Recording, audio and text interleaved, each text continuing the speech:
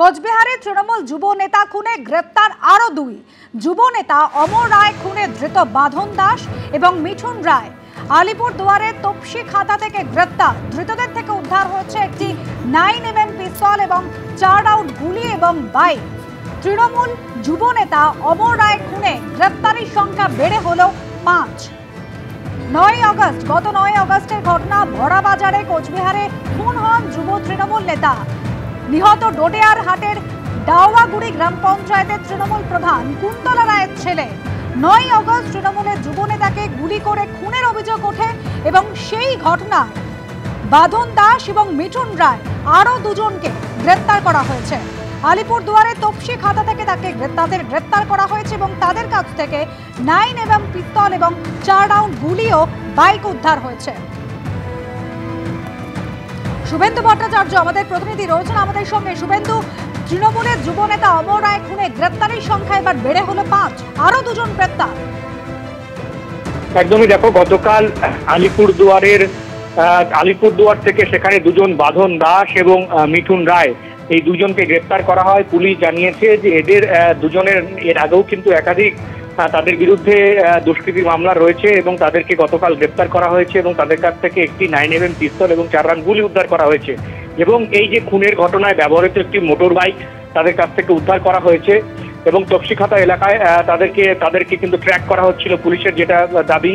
এবং এই প্রথম যাকে গ্রেপ্তার করা হয়েছিল বিনয় রায় এবং তাকে জিজ্ঞাসাবাদ করে কিছুদিন আগে আরো দুজনকে গ্রেপ্তার করা হয়েছিল এবং তাদেরকে জিজ্ঞাসাবাদ করে এদের দুজনের পরিচয় জানা যায় এবং তারপরেই গতকাল তাদেরকে আলিপুরদুয়ার থেকে গ্রেপ্তার করা হয় এবং পুলিশের দাবি এদের পেছনে আরো কয়েকজন জড়িত রয়েছে এবং তাদেরও খোঁজে তল্লাশি চলছে এবং এই নিয়ে মোট 5 জনকে এই ঘটনায় গ্রেপ্তার করা হলো এবং এই ঘটনার পেছনে আরো বেশ কয়েকজনকে গ্রেপ্তার করা হবে সম্প্রতি পুলিশের, এমনটাই পুলিশের তরফ থেকে জানানো হয়েছে এবং তাদেরও খোঁজে তল্লাশি ইতিমধ্যে শুরু হয়েছে। পুলিশের সূত্রে খবর যে এর পেছনে আরো কারা যুক্ত তা খোঁজে তল্লাশি চলছে এবং এই গ্যাংয়ের সাথে কিন্তু অমর রায়ের মৃত্যুর একটি শত্রুতা ছিল, যার ফলে এই ঘটনা ঘটে থাকতে পারে পুলিশের কিন্তু অনুমান করছে এবং এই গ্যাংকে কারা ব্যবহার করেছিল এবং কারা এদেরকে সুপারি দিয়েছিল সেই খোঁজে কিন্তু পুলিশ এখনো পর্যন্ত তাদের তদন্ত চালিয়ে যাচ্ছে। ধন্যবাদ শুভেন্দু। 3টি মেট্রো রুটের উদ্বোধন করেছেন গত শুক্রবার প্রধানমন্ত্রী নরেন্দ্র মোদী। আর কলকাতায় মোদীর সভায় আমন্ত্রণ বিতর্কে বঙ্গ বিজেপি। শুধু দিলীপ ঘোষ নয়, আমন্ত্রণ পাননি লকেট চট্টোপাধ্যায়। এছাড়াও একাধিক সাংসদ রয়েছেন এই তালিকায় যাদের আমন্ত্রণ জানানো হয়নি। আমন্ত্রণ পাননি জগন্নাথ সরকার, সৌমিত্র খা। একাধিক সাংসদ, নেতা নেত্রী তারা আমন্ত্রণ পাননি নরেন্দ্র মোদীর সভায়। আমাদের প্রতিনিধি শিবাশিস মৌলিক রয়েছেন আমাদের সঙ্গে। শিবাশিস, যারা আমন্ত্রণ পাননি কি বক্তব্য দলের তরফ থেকেই বা কি বলা হচ্ছে? এখনো পর্যন্ত যেমনটা জানা যাচ্ছে তাতে নরেন্দ্র মোদীর যে জনসভা দমদম সেন্ট্রাল জেলের মাঠে প্রধানমন্ত্রী নরেন্দ্র মোদীর যে জনসভা আয়োজন করা হয়েছিল বঙ্গ বিজেপির তরফ থেকে, পরিবর্তন সংকল্প সভা, সেখানে লকেট চট্টোপাধ্যায়কে আমন্ত্রণ জানানো হয়নি এবং তার পাশাপাশি একাধিক সাংসদ যেমন জগন্নাথ সরকার, সৌমিত্র খা তাদেরকে আমন্ত্রণ জানানো হয়নি এমনটাই জানা যাচ্ছে।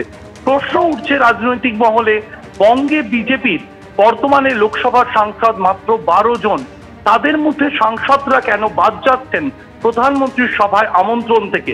এবং এর আগেও আমরা দেখেছি বিভিন্ন সময় ভারতী ঘোষ, দিলীপ ঘোষ তারা একাধিক অনুষ্ঠানে সঠিক সময় সঠিকভাবে ডাক পাননি সেই অভিযোগ তুলে ধরেছেন। সেই আমন্ত্রণ বিতর্ক কিন্তু পিছু ছাড়ছে না। বিজেপি সূত্রে যেমনটা জানা যাচ্ছে তাতে জোন ভিত্তিক অর্থাৎ বিভাগ ভিত্তিক এই সভা করছেন প্রধানমন্ত্রী নরেন্দ্র মোদী এবং সেই কারণেই বিভাগ ভিত্তিক কিন্তু তাদেরকে ডাকা হয়েছে বলা হচ্ছে এবং এই বিভাগে অর্থাৎ এই কলকাতার আশেপাশে যে বিভাগ রয়েছে বঙ্গ বিজেপির তাতে কোনো তাদের সাংসদ নেই বলে সেই অর্থে সাংসদদের দেখা যায়নি প্রধানমন্ত্রীর সভায়।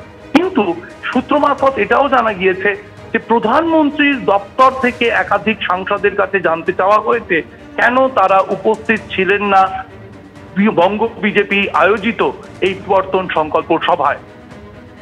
ধন্যবাদ শিবাশিস।